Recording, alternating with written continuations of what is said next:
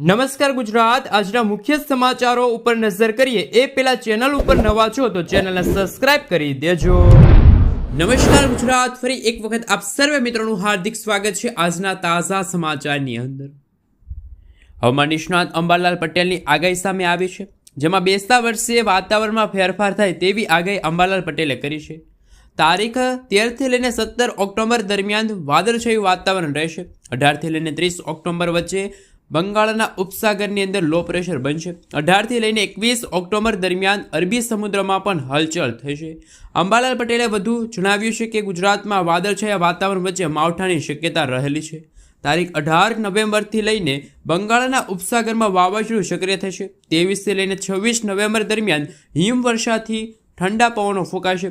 5 થી લઈને 7 ડિસેમ્બરના રોજ પશ્ચિમી વિક્ષેપ આવતા ઠંડી વધશે। રાજ્યમાં 22 ડિસેમ્બરથી ભારે ઠંડી પડે તેવું અનુમાન અંબાલાલ પટેલે વ્યક્ત કર્યું છે।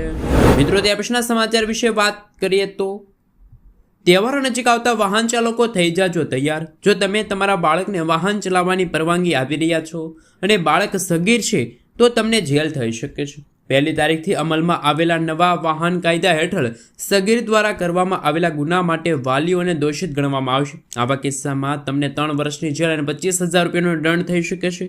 જો તમે 2 વ્હીલર પર ત્રીજા સવાર તરીકે બાળકને બેસાડો છો અને બાળક 4 વર્ષથી વધુ ઉંમરનું છે તો 1,000 રૂપિયાનો દંડ છે તમારે ભરવો પડશે।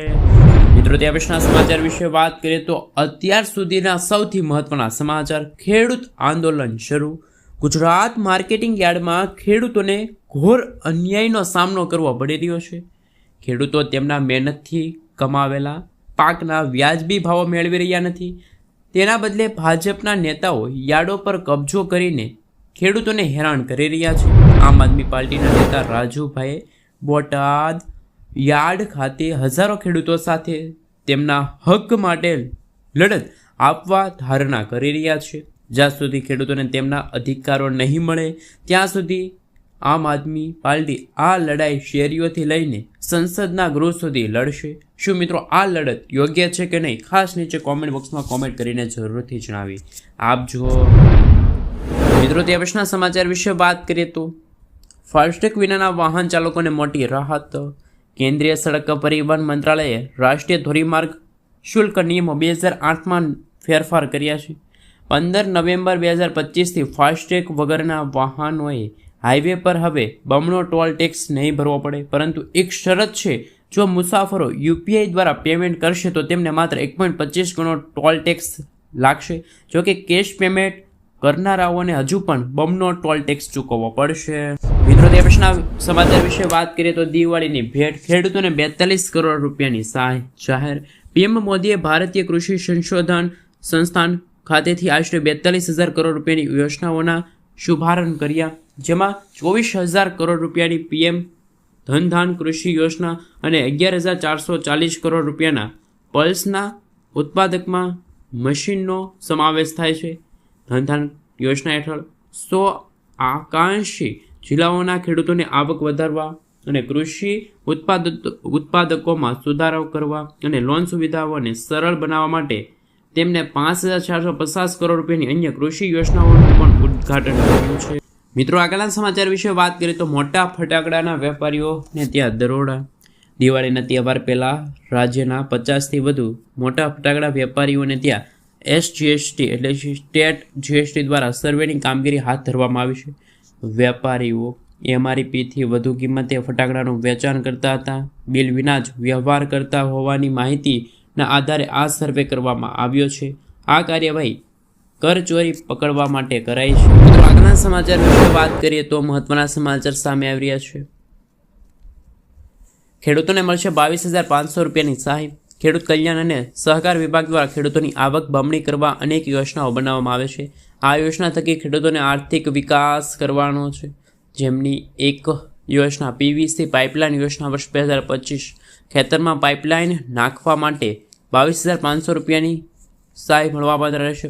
અરજી કરવા માટે તમારે ઓનલાઈન સેન્ટર હોય ત્યાં અરજી કરવાની રહેશે। પીવીસી પાઇપલાઇન યોજનાનો લાભ લેવા માટે આઈ ખેડૂત પોર્ટલ પર તમારે ઓનલાઈન અરજી કરવાની રહેશે। સાથે ઓનલાઈન અરજી કર્યા પછી તમારે થોડીક ઓફલાઈન પ્રક્રિયા કરવાની રહેશે।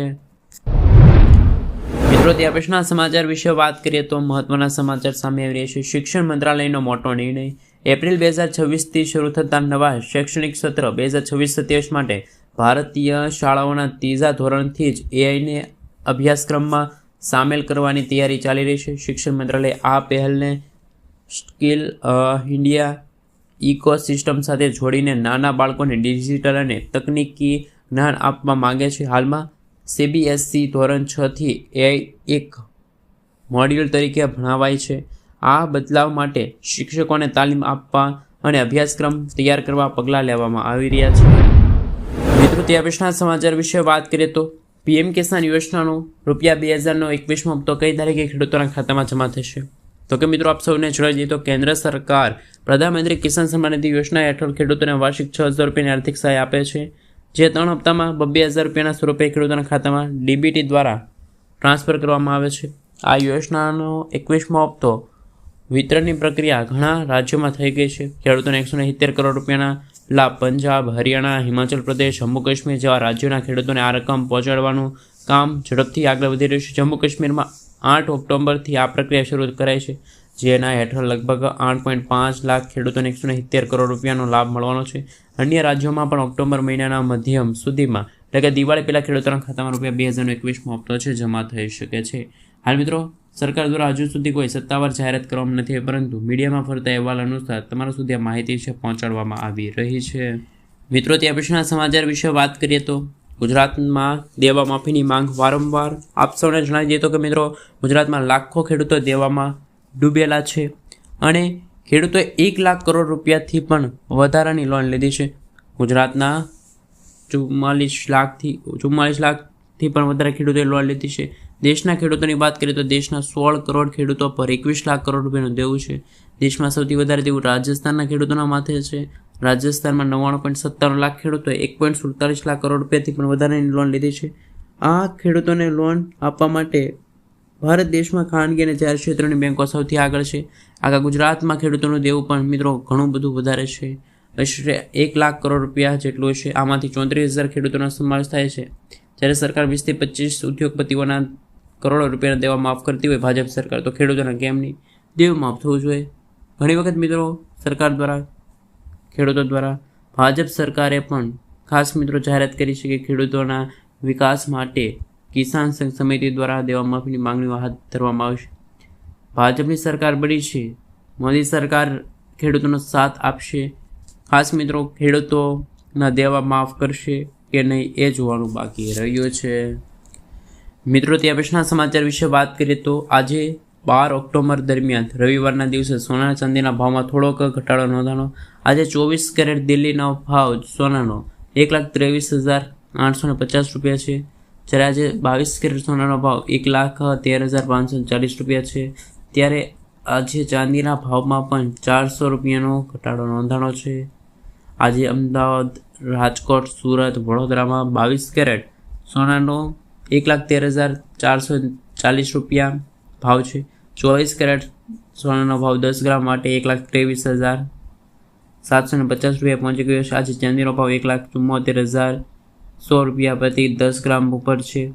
આમ ચાંદીના ભાવ પર પણ 7,000.